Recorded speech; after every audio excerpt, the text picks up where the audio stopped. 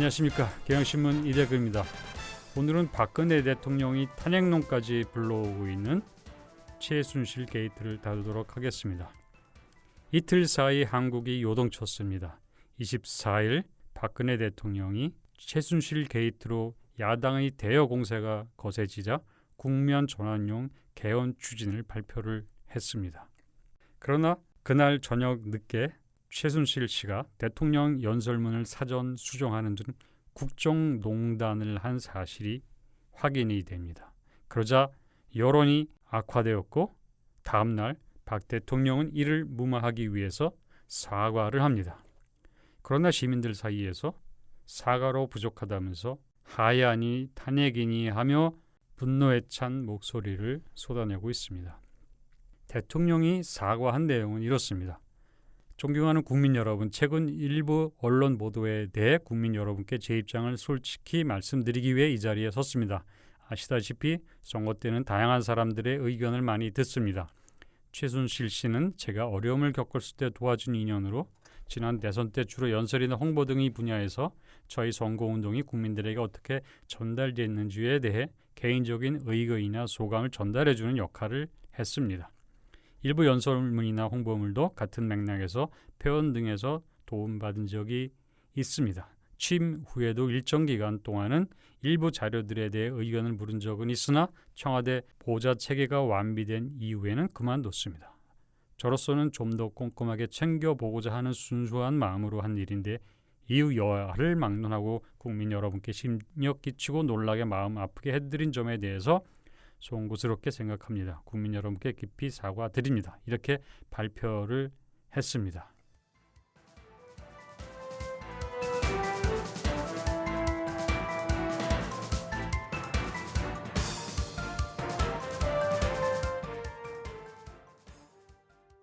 (24일) 박근혜 대통령이 임기 내 대통령 주도의 헌법 개정을 하겠다고 입장을 발표했을 때 저는 칼럼을 쓰는 중이었습니다. 그 내용은 이렇습니다. 경제는 바닥으로 내려앉고 민생은 파탄지경이다. 안보는 불안하다. 사회는 분열과 갈등으로 찢겨졌다. 장관들은 무기력하고 관료들은 소극적이며 불평등은 심화되고 있다. 이 나라의 온전한 곳, 정상적인 구석이 하나도 없다. 이런 생각을 해본다. 검찰이 약간의 자율성이라도 발휘했다면 정권 말기 권력형 비리에 허덕이는 일은 피하지 않았을까. 외교부 장관 국가안보실장이 제대로 했으면 남북대결 동북아 정세가 냉전시대로 되돌아가는 일을 막지는 않았을까. 경제부총리를 대통령이 국회 상임위원회 옆자리에 앉은 인연이 아니라 실력을 보고 뽑았다면 이 정도로 나쁜 상황은 피할 수 있지 않았을까. 그런데 기가 막히게도 하나같이 제대로 하는 것이 없는 기적 같은 일이 벌어졌다. 그런데도 그동안 권력에 균열이 생기지 않았던 것은 두 가지 이유 때문이다. 그 하나는 박 대통령의 남다른 자질, 즉 한치의 흐트러짐 없이 권력을 자신에게 집중시킬 수 있는 능력 덕분이다. 그의 편집증적인 권력 집착은 거의 완벽한 정부 통제와 집권당 지배를 가능하게 했다. 그것이 아니면 총선 패배로 당내 반대 세력이 부상해야 할 텐데 부상은커녕 질이 멸렬해진 채 대통령의 눈치를 보는 신세로 전락하는 상황을 이해하기가 어렵다. 박 대통령은 민생 안정은 몰라도 권력 통제에 관한 한 실수한 적이 없다. 그의 권력이 흔들리지 않는 이유는 그에게 찾아온 행운 때문이다. 우선 총선 전까지 무기력한 야당이라는 쉬운 상대를 만났던 것이 바로 첫 번째 행운이다. 그리고 대통령 때문에 총선에 패배했는데도 대통령 비서가 여당 대표로 선출되는 천운도 있었다. 집권당의 역할을 되찾겠다고 공연히 훈수두거나 쓴소리하는 일이 없이 비서처럼 충성스러운 이 집단에 더 바랄 게 없었을 것이다. 행운은 행운을 부르는 법. 친박 정권 연장이 불투명해지던 때에 마침 반기문이 대선 출마를 굳히고 있다. 자고로 운 좋은 자를 당할 자가 없다고 했다. 문재인에게 공세를 취할 수 있는 송민순 회고록이라는 호박까지 넝쿨째 굴러들어왔다. 그러나 집권 5년 차를 앞둔 요즘은 심상치 않다. 노무현 대통령이 북방 한계선 발언 시비 때 다져진 팀워크와 노하우면 문재인을 북한과 내통한 반역자로 몰아가는 것은 식은 죽먹기여야 했다. 새누리당은 지난 대선 노무현 대통령이 남북 정상회담 때 북방 한계선을 포기했다는 허무맹랑한 말을 지어냈다. 그러자 국정원은 마치 증거물이라도 발견한 것처럼 회의록을 공개하며 정쟁에 불을 질렀고 청와대는 부추겼다. 집권 세력은 그렇게 해서 대선 승리도 하고 대선 직후 국정원의 불법 대선 개입에 쏠리던 시선도 어느 정도 분산시킬 수 있었다. 이번에도 새누리당이 먼저 공세를 취하자 청와대가 부추기고 국정원이 거들면서 할 만큼 다 했다. 그런데도 정권 초기처럼 먹히지는 않고 있다. 반면 최순실 게이트는 가려지는 게 아니라 더 커지더니 대통령 목전에까지 이르렀다. 대통령과 당의 지지율은 바닥을 향한 경쟁을 하고 고정 지지층도 무너지고 있다. 어제의 행운이 오늘의 불운으로 복이 화로 변하고 있다. 친박 지도부는 당의 적응력을 마비시키고 지리멸렬 비박은 새누리당의 대안부재를 드러내며 최순실 우병우는 분노하는 민심에 불을 땡기고 있다. 조금이라도 위임과 분권이 이루어졌다면 정권 전체의 위기로 번지는 것을 막을 수 있었을 것이다. 하지만 손에 쥔 것 하나도 내놓을 생각이 없으면 모든 걸 손에 쥔 채 가라앉는 수밖에 없다. 황혼이 내리면 떠날 때가 왔음을 알아야 한다. 최고 권력을 가진 자 누구에게나 다가오는 피할 수 없는 운명이 있다. 그러나 박 대통령에게는 도무지 자기 앞의 운명을 맞이하려는 기색이 없다. 개헌, 북한, 반기문이라는 세 개의 물씨로 거대한 폭죽을 터뜨려 다가오는 어둠을 환하게 밝힐 생각에 마음 설레고 있는 것이 틀림없다. 개헌론으로 전국을 흔들고 사드 배치와 북핵 실험 때 대선판을 북한으로 뒤덮은 뒤 반기문과 손잡고 권력을 나누는 꿈을 꾸고 있을지 모른다. 대통령 주도의 임기 내 개헌은 대선 일정, 개헌에 대한 다양한 입장, 임기 말이라는 시점, 주도권 문제로 인해 거의 불가능하다. 대선을 생각하면 적어도 내년 상반기 개헌을 완료해야 하는데 그게 몇 개월 만에 가능한 일이 아니다. 우선 개헌을 해야 할지 말아야 할지 논란을 정리해야 한다.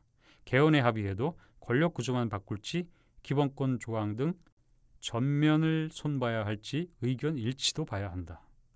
권력 구조만 바꾼다 해도 대통령 중임제, 내각제, 대통령과 총리 분권제 등 의견이 분분하다. 이에 관한 의견은 정치인마다, 시민단체마다, 정당마다 제각각 다 다르다. 그리고 개헌과 동시에 국회 임기를 단축할지 대통령 임기를 단축할지도 결정하기 어렵다. 국회의원은 임기 단축을 반기지 않을 것이다. 그러면 대통령 임기 단축을 해야 하는데 그 경우 대선 판도 자체가 뒤집어진다. 현 구도가 유리하다고 믿는 쪽은 현 상황을 고수하려 할 것이고 뒤집는 게 유리하다는 쪽은 뒤집으려 할 것이다. 대선이 아수라판으로 변질될 가능성이 있는 것이다. 게다가 마땅한 대선 주자가 없는 여건은 개헌 전국을 계기로 결속될 것이고 개헌에 다양한 이해가 걸린 야권은 분열을 할 것이다. 이미 개헌 제안 첫날 야권은 제각각 다른 입장을 표명한 바 있다. 대통령 개헌 주도 역시 논란에 휩싸일 수밖에 없다. 대통령은 국회가 논의해보라고 하면서도 정부가 안을 내고 개헌을 주도하겠다고 밝혔다. 이건 그야말로 개헌은 대통령이 들어주고 대통령이 원하는 대로 하겠다는 뜻이다. 국회에서 해보라는 것은 빈말이다. 왜냐하면 국회에서는 개헌에 관해 각각 다른 입장을 지닌 여러 정당과 정치인이 있다. 국회가 단일화는 만들기가 쉽지 않다. 그때 대통령은 거 봐라, 개헌 능력이 안 되지 않느냐, 내게 맡겨라, 내가 알아서 하겠다 하면서 나설 것이다. 이 경우 박 대통령은 아무도 하지 못하는 개헌을 단행하면서 초월적 지위를 누릴 수 있다. 개헌으로 정쟁의 불을 지피고는 정쟁 밖의 존재로 나서고 국가의 미래를 고민하는 지도자로 이미지를 개선할 수 있다. 그래서 만이 하나 원하는 대로 개헌을 하면 박 대통령은 제1공화국의 창시자가 될 수 있는 것이다. 아버지 박정희는 조국 근대화의 아버지로 자신은 새로운 공화국의 어머니로 등극하는 모양도 괜찮을 것이다. 박근혜 대통령이 동원할 수 있는 다른 카드로는 북한 문제가 있다. 북한은 언제든 추가 핵실험할 수 있는 상태라고 했다. 내년 대선까지 시간은 충분하다. 남북 간 군사적 충돌이 발생할 수도 있다. 어떤 경우든 박근혜에게 기회가 될 수 있다. 그래서인지 박근혜는 최근 상식적 수준을 넘는 북한 자극 발언을 계속하고 있다. 그만큼 북한 태도에 화났기 때문이라고 할 수 있겠지만 일각에서는 북한 도발을 유도하기 위한 것 아니냐는 의심을 하고 있다. 북한 도발을 방지할 수 있는 어떤 대안도 내놓지 않은 채 대결 분위기만 고조시키고 있기 때문이다. 그 정도로 박근혜의 태도에는 지나친 측면이 있다. 북한이 도발이 없다 해도 내년 하반기 사드 배치 카드를 활용할 수 있다. 반기문과 권력 분점을 조건으로 연대하는 구상도 가능하다. 그러나 대선에 북한을 동원하는 오래된 낡은 수법이 먹힐지 역풍이 불지는 알 수 없는 일이다. 개헌은 대선 경쟁을 유리하게 바꾸려는 자에 의해 정략적으로 동원되는 순간 추진 동력이 떨어진다. 반기문이 계속 상승세를 탈지 가라앉은 친박의 어깨 위에 올라탈지도 아직 장담할 수 없다. 이대로 박근혜 이정현이 이끄는 쌍두마차를 타고 가다가는 함께 절벽으로 떨어진다. 박근혜는 몰라도 당은 살아남아야 한다. 새누리당 플랜 B를 준비해야 한다.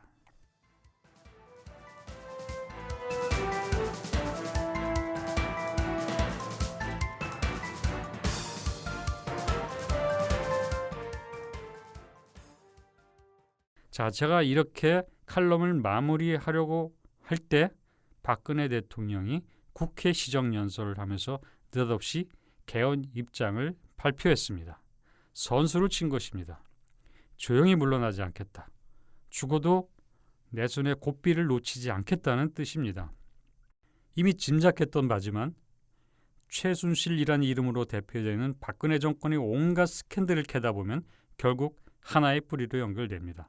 각자 다른 얼굴을 하고 있지만 국정 파행, 국정 난맥, 온갖 추문을 불러온 단 하나의 원인은 바로 그 사람이었고 지금 세상 앞에 그 얼굴의 윤곽이 서서히 드러나는 순간이었습니다. 바로 이때 박근혜 대통령은 개헌이라는 이름의 호리병을 던진 것입니다. 전래동화를 보면 은인으로부터 호리병 3개를 받은 주인공이 위기에 처할 때마다 호리병을 던져서 자기를 쫓아오는 위험을 피하는 이야기가 많이 나옵니다. 자, 박 대통령은 최순실 씨의 국정농단으로 위기에 처하자 호리병을 하나 던졌습니다. 그러자 주변은 갑자기 바다로 변하고 박 대통령을 쫓던 무리들이 잠시 동안이지만 모두 허우적대며 헤맸습니다. 박 대통령이 개헌이라는 이름의 호리병을 던진 것이 모두를 위한 것일까요? 그렇지 않습니다. 개헌은 오직 한 사람, 그 자신이 탈출을 위한 것입니다. 박 대통령은 개헌이 어려운 줄 알면서도 왜 제안을 했을까요? 정치권 전체를 개헌의 소용돌이에 빠뜨리면 모두 대통령만 쳐다보는 구도가 자연스럽게 형성이 됩니다. 그러면 다시 권력을 공고히 해서 대통령이 원하는 미래를 준비할 수가 있습니다. 박 대통령이 그동안 여러 국정과제를 두고 해결 가능한 길보다는 갈등하는 쪽을 선택한 것은 그것이 권력 유지하고 확장하는 데 더 쓸모가 있었기 때문입니다. 그 수많은 정책이 그랬던 것처럼 개헌 역시 상실되는 권력의 복원을 위한 소도구에 불과합니다. 그렇지 않다면 노무현 대통령처럼 중임제 하나만 고치자는 분명한 개헌 대안이 아니라 막연히 개헌을 던져서 정치권을 혼란스럽게 만들지는 않았을 것입니다. 박 대통령에게는 권력은 무엇을 위한 수단이 아닙니다. 그 반대입니다. 권력이 목적이고 그 외의 모든 것이 수단입니다. 박 대통령이 항상 최선을 다해서 집중하는 것, 언제나 절실히 원하는 것은 오직 순수한 권력 그 자체입니다. 박근혜 대통령의 개헌 장단에 잠시나마 기쁨에 겨워 춤춘 정치 지도자들이 그걸 모르지는 않았을 것입니다. 하지만 은둔의 왕국이 열리고 박근혜 정부의 껍질이 벗겨지면서 최순실 정부의 실체가 나타나자 모두가 외면하고 있습니다. 그러나 우리는 성찰해야 합니다. 왜 지난 4년간 박근혜의 나의 투쟁을 지켜보기만 하고 나아가 부추기고 때로는 앞장을 섰던 것일까요? 특히 박근혜 몰락에 결정적으로 기여한 새누리당은 자문이 절실합니다. 그런데 이제 와서 새누리당이 박근혜 탈당 운운하며 책임을 전가하는 것부터 하고 있습니다. 지도부부터 먼저 해체해야 합니다.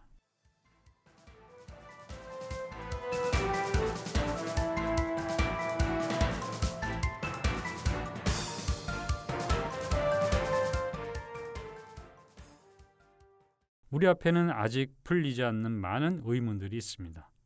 그 수많은 엘리트 관료들, 수십만 명의 공무원들, 풍부한 정책적 대안을 갖고 있는 정부 자문기구들, 유능한 그 참모들을 대통령 왜 다 마다했던 것일까요? 멀쩡한 나라를 이 지경으로 만들어 놓고도 왜 그는 여전히 억지 변명 한마디뿐일까요?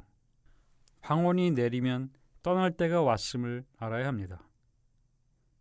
그러나 그는 자기 앞에 운명을 거부하다 모든 것을 잃을 처지로 내몰렸습니다. 권력을 향한 그의 긴 여정은 이렇게 끝나고 있습니다. 그의 탈권력은 이제 시작입니다. 권력 축적만큼이나 해체 과정을 지켜보는 것은 불편하고 심란할 것입니다. 그러나 권력 해체에서 배우는 것이 있을 것입니다. 권력 해체 과정을 슬기롭게 밟아가야 합니다. 벌써 기가 막힌 국정농단 사례들이 쏟아지고 있습니다. 어떤 일이 벌어져도 놀라지 않도록 마음 단단히 먹어야 합니다. 이대근이었습니다.